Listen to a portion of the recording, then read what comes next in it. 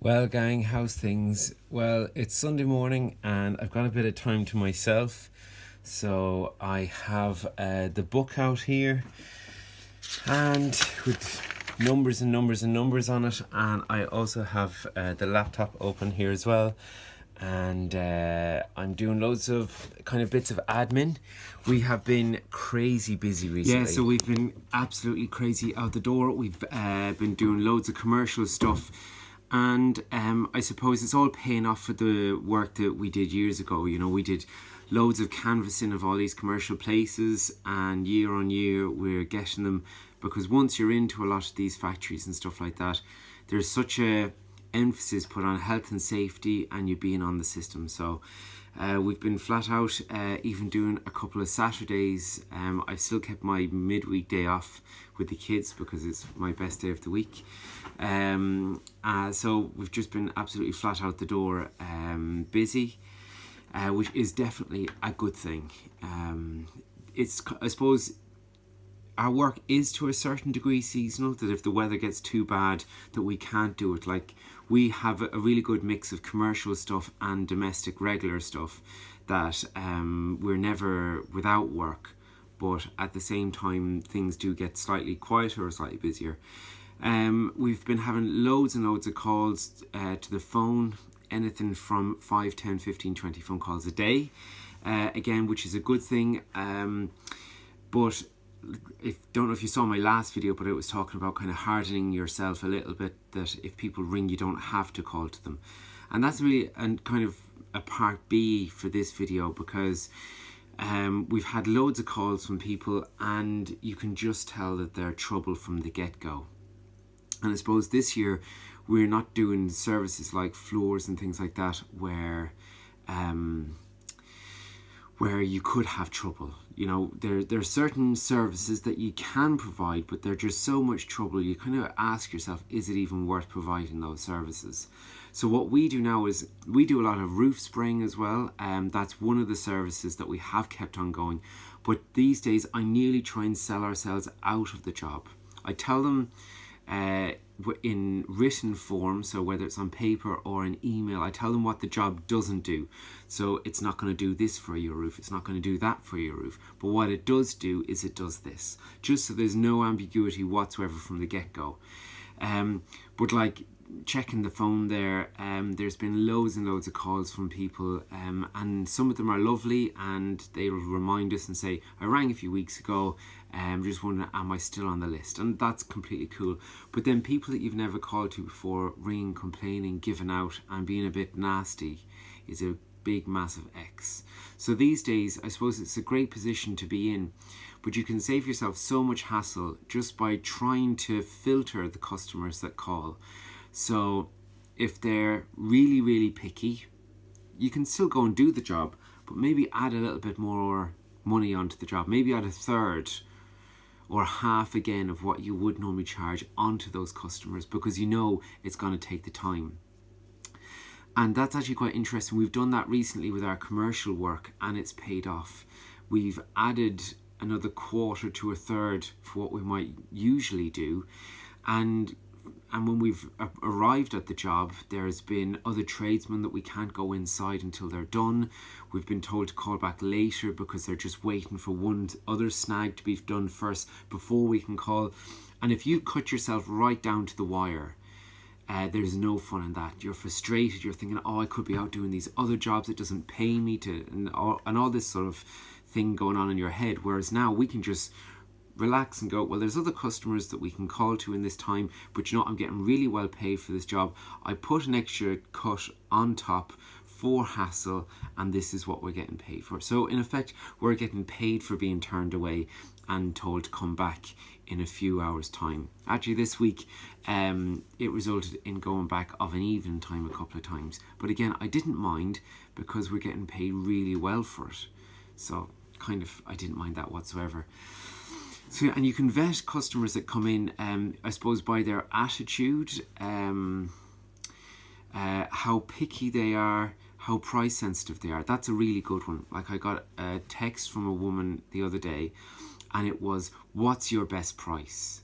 And that's I'm not saying don't do people that ask that question, because some people that are in business and maybe for a job they do purchasing and things like that, and so they're quite good at getting good value for themselves in their own personal lives.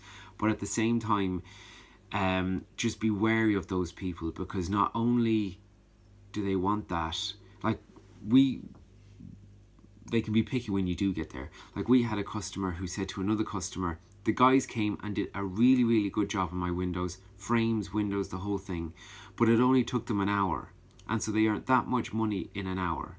So I won't be getting them again, because even though they did a perfect job, they're earning a fortune. You know, so you're always going to have that. Of course, they don't understand VAT and insurance and getting the van ready with pure water and all the expenses that go along with business, accountants, advertising, all of that sort of stuff. But that's probably a person that would have asked the question, what's your best price? So if you say, oh, my best price is 50, and you go along and you do it for 50, and you got it done in an hour, it's going to be like, what? You got that done in that? Oh, and then they're going to be the ones that are going to go around the house or the office or wherever it is, saying, oh, what about this? But you could do a bit more here, you could do a bit more there. Because let's face it, even if you do a perfect job, there is 0.00001% of a fleck of something that you could get off, and they could be the people to do it. So I suppose as well, not to be afraid when you arrive at a job, when you're having the chat with the customer at the start, just to kind of, I sometimes talk over with those people, especially if I just have a sixth sense that they could be a bit tricky. I make sure that I chat over the job with them and what it's going to look like and what it's not going to look like. We were doing a commercial place this week gone, between this week gone and the previous week, this big office building, and I pointed out to him all the windows that were condensated on the inside. Now, he knew that already, but anyway, we walked around and we showed him, just so that he didn't have the expectations of saying, oh, it's not a very good finish, or just having hassle at the end. And sometimes I find that's another thing that I do, is if I'm given a quote and we're walking around a private place, a commercial place, a factory, whatever, I say to the person, even if I know off the top of my head, I say to the person, let me go away and work out a price for you and I'll send it on to you. Because then I give a detailed description in either a text message, an email, or an estimate off our computer system, off our invoice system. So that then you both all have proof. The same as if you're talking over, you know, what your treatment is going to do, whether it's, you know, soft washing or whatever it is. Talking it through with the customer is important, but also putting it down on paper so that you can go back and say to somebody, if they do have a complaint, or, you know, why has my such and such not turned into brand new? Well, it's because all we can do is treat it. We can't put a brand new roof or a brand new wall or a brand new window or whatever it is like that. You get the idea of what I'm talking about. So it's really, really important to have that written proof, because you can always refer back to that. And I suppose to be specific when you're giving quotes, but then if you don't give a price then and there when you're on the job, you're not under pressure to go and do it. And I suppose also when you get busier, if new people ring, that's your chance to up your money. Because if you're used to going doing your regular customers, you know the job, they're clean anyway because you go there fairly regular, and you know what to expect, you know shortcut, you know how to go around their property, you know everything there is to know about that certain job. You know that a new customer's windows, there's a chance that they're absolutely filthy. So lump on a lot of money. And if they're fine with it, well then great. But if there's nothing worse in my experience, and I don't know if you're the same, but there's nothing worse than a €30 or a £30 job, quoting a new person the same money and rocking up and everything is destroyed. You know, the windows are black and the person is expecting their windows to look like brand new. Whereas sometimes either to look at the job, or if it's a new person on the phone and you don't want to go driving the whole county to give prices, just to say, oh, from what you're describing, for a regular customer, it's this much, but for you, for a new job, new customers always pay twice, or it's already 40 to 50 for a job like that, so that when you get there, you can always discount it if it's clean already and say 40, 35, 30, whatever you want to do. But if you get there and they're filthy, we've often done that in the last few weeks, you don't mind taking that extra time on those jobs, because you can go, well, do you know what, I'll charge 50, and so you go there, you do it, and it takes time, and you might make the same hourly rate as you do on your regular customers, but you can take the time on doing it. So I suppose avoiding hassle is a lot of what I'm about this year, and that means maybe not being so desperate and vetting customers a little bit more, and not being afraid to say no. There's days that we get 20 phone calls, and like last week, then I had to go back to work in the evening time. And so I didn't get to answer those 20 phone calls. The next day there was another 20 phone calls. I actually happened to go back that evening as well and do like an 8 o'clock to an 11 o'clock. Which means the next day I had the 20 phone calls of that day. So there were 60 calls that had come in that time. So there was people asking for power washing and other services that we don't do. And I'm not able to get back to everybody. And some people just got a text message back rather than a phone call because it was done of an evening time or something like that.